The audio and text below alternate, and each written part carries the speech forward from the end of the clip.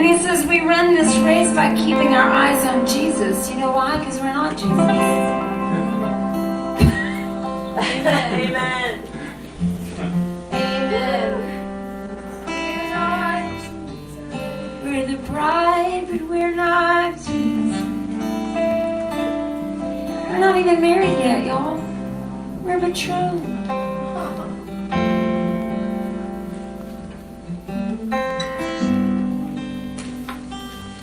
When you have a struggle, I don't want you to kick yourself.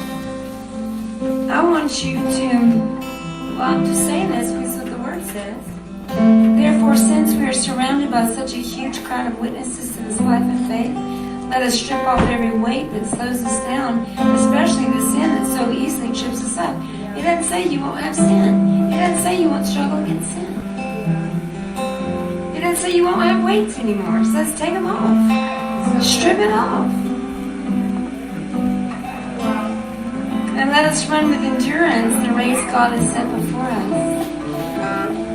We do this by keeping our eyes on Jesus, the champion, who initiates and perfects our faith.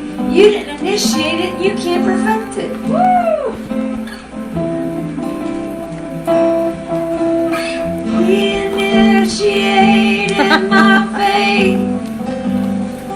Only He'll perfect it. Thank you, Jesus. Thank you, Does that help some of y'all? Yeah.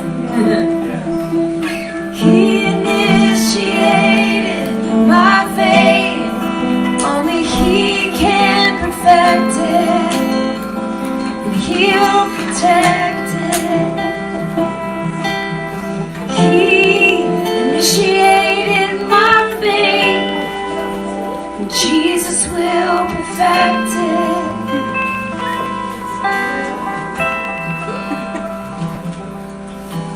He initiated my faith, and He'll perfect it. And have you forgotten the encouraging words God spoke to you as His children? Anybody listening? Yes. Have you forgotten the encouraging words God spoke to you as His children? He said, my child, don't make light of the Lord's discipline. And don't give up when He corrects you. For the Lord disciplines those He loves. And He punishes each one He accepts as His child.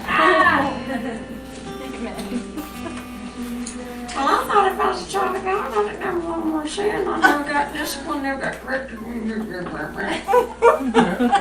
your Bible. You see what I'm saying? Yeah. As you endure this divine discipline, remember that God is treating you as His own children. So good.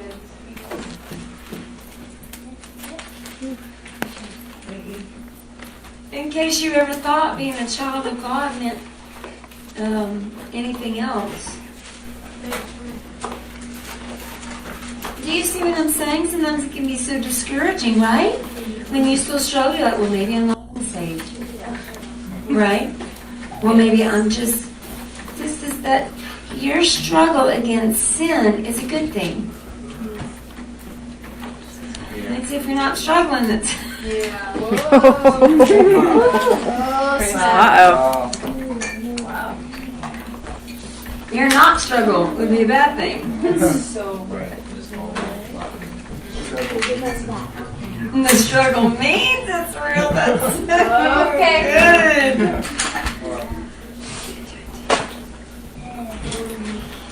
And as you endure this divine discipline, remember that God is treating you as His own children. Who ever heard of a child who is never disciplined by his father?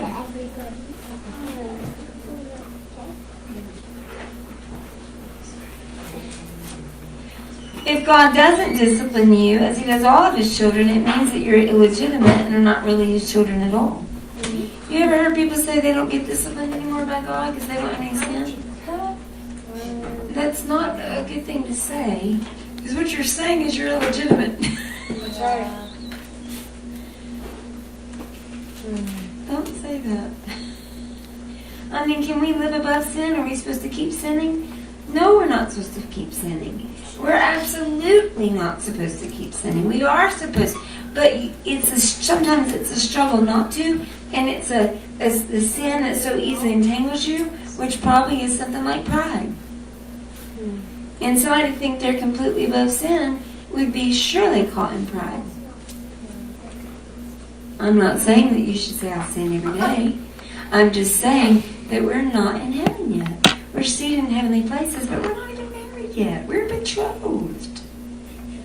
We're betrothed to Him, and He's the one that initiated our faith, and He's the one that will perfect our faith. Paul said even he hadn't arrived. Yeah. I have heard in past years people that thought they were better than Paul, and I'm not joking, like literally, because they felt like they had risen completely above sin and new revelations, or like they're all that. And I've heard them say that maybe they were better than Paul. Maybe they had, arrived more than Paul because more time has gone by. That is just preposterous. That's preposterous. So am I saying sin? No. He clearly says don't sin. But he is telling you right here that there is a struggle and there are sins that will continually try to beset you. Okay? Because why? Because we're still on earth. We're seated in the heavenlies, but we're still... If you think you're not on earth, go touch the ground out there. You are on earth. Gravity wins. What did you say? Gravity will win. Oh, man. Since we respected our earthly fathers who disciplined us, shouldn't we submit even more to the discipline of the Father of our spirits and live forever? So see, even if you go, well, if you lived in the Spirit, you wouldn't have that problem. This says we should submit to the discipline of the Father of our spirits.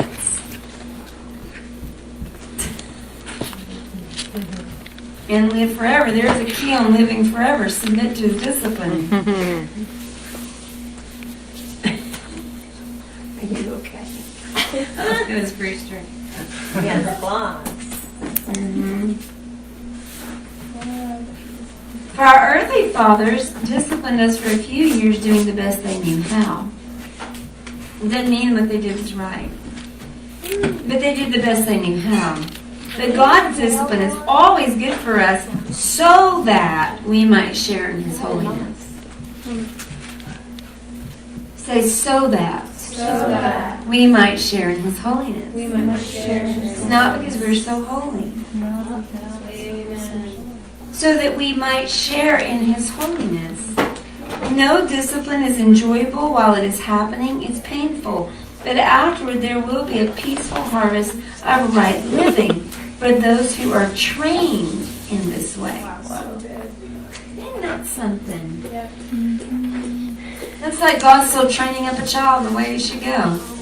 If you're a child of God and He's training you, He's training us in the way we should go. So take a new grip with your tired hands. Anybody got tired hands this week? Well, let's just take a new grip. Y'all want to? Yes. Let's take a new grip. I'm taking a new grip. Take a new grip with your tired hands. And strengthen your weak knees. Mark out a straight path for your feet so that those who are weak and lame will not fall but become strong. I'd like to read more commentary on that. That's beautiful, isn't it? Yeah.